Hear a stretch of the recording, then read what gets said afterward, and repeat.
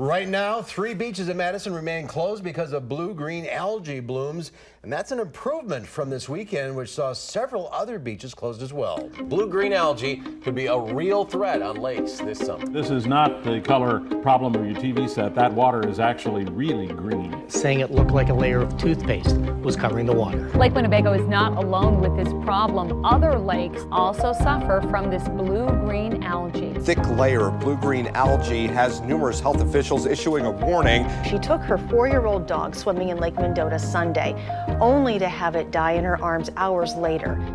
This summer, residents throughout Wisconsin awoke to the news that their lakes were toxic. And while Green Lake wasn't part of this infamous list, its weeds and algae are fueled by the same culprit, phosphorus, from eroding soil, excess fertilizer, and a host of other sources. Big Green's phosphorus levels and dead zone indicate that the lake's water quality isn't what it once was. The closed beaches and blue-green algae blooms affecting our neighbors are part of the same slippery slope of lake degradation.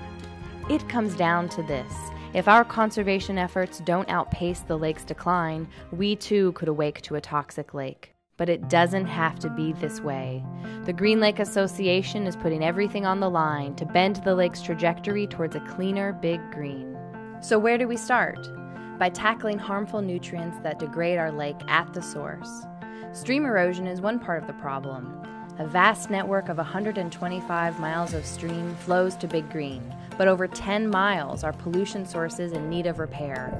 Until these weak links in water quality are fixed, every strong storm will cause stream banks to crumble, releasing high amounts of phosphorus. Last year, we restored 6,000 feet of stream bank. This year, we're focusing on Dakin Creek on the east side of the lake.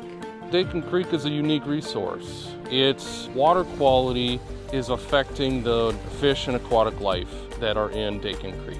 The Wisconsin DNR last saw brook trout in Dakin Creek in the 1950s. Since then, the stream has been too dirty to sustain this important species that indicates clean water. By improving water quality first, improving the environment for the trout, then next, and then stocking some trout, our hopes are that we'll be able to rebuild or establish a new population of brook trout in that creek. We need your help to restore eroded sections of Dakin Creek to improve Green Lake's downstream water quality and allow brook trout to thrive once again. Healthy cold water systems are not abundant in the Green Lake watershed, so it's really important to protect or restore these systems to provide that habitat and suitability for both the aquatic life and the lake downstream. But how does all of this harmful nutrients get to streams in the first place?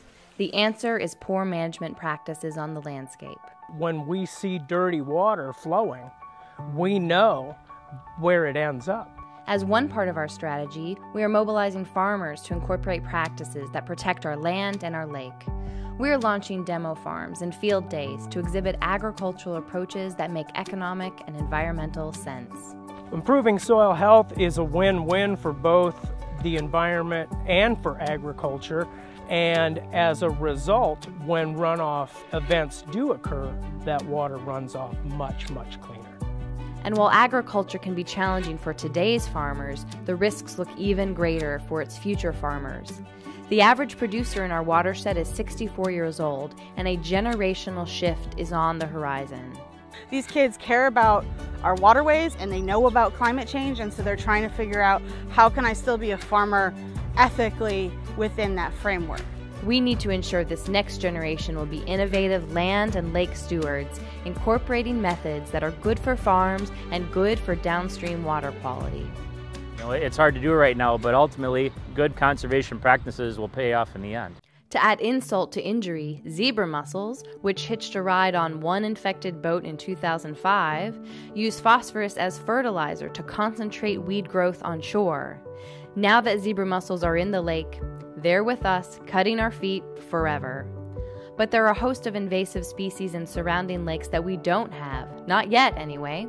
Spiny water flea is the most urgent invader that's lurking nearby. I feel like it's a common notion that everybody goes, oh, we have zebra mussels, we have Eurasian water milfoil, we have everything, what's the point? But it really is that there are so many more invasive species in the Great Lakes, and when we think of how close Lake Michigan is to Green Lake, it's not that far of a haul. The GLA and our partners are installing a defense system to decontaminate boats at public launches. With your help, we'll stop new invaders from reaching our shores and permanently altering the lake's ecology. So spiny water flea was discovered in the Yahara Lakes in 2009, and we've seen more algae in the lake and murkier conditions since spiny water flea showed up. We actually found out that spiny water flea is present in Lake Mendota at higher densities than just about anywhere else in the world. Spiny water flea are just a centimeter wide, so you can hardly see them. And so preventing is key, investing in prevention efforts, that's all stuff that gives you a huge bang for your buck. In the meantime, we continue to double down on carp. Last year, we worked with our partners to remove 170,000 pounds of this detrimental fish. Since one carp can lay 1 million eggs, we have to keep at this strategy every year to prevent a horrific tide of dead floater carp from covering our shores like in the summer of 2016. We're investing in new strategies next year, like custom carp traps and a shocker boat, in an effort to restore the County Highway K estuary. While Big Green is looking better than many other Wisconsin lakes, we cannot take it for granted. Scientific research is showing us warning signs, and we need to take action. Part of the reason we moved to Green Lake was one of the few lakes in this part of Wisconsin didn't have an algae problem. You know, if it were full of algae or the fishing was diminished, that's a problem. The most effective way to ensure a clean lake for the future is to be proactive now. Join us on our mission to restore Green Lake, providing future generations with the ability to access and enjoy clean water. We've only been here for 4 years, but we love it and hope to see our family enjoy the lake for generations to come. We really need the lake. Otherwise, we couldn't do a lot of the things that we can now. We love the life of living on the lake. It's a good life.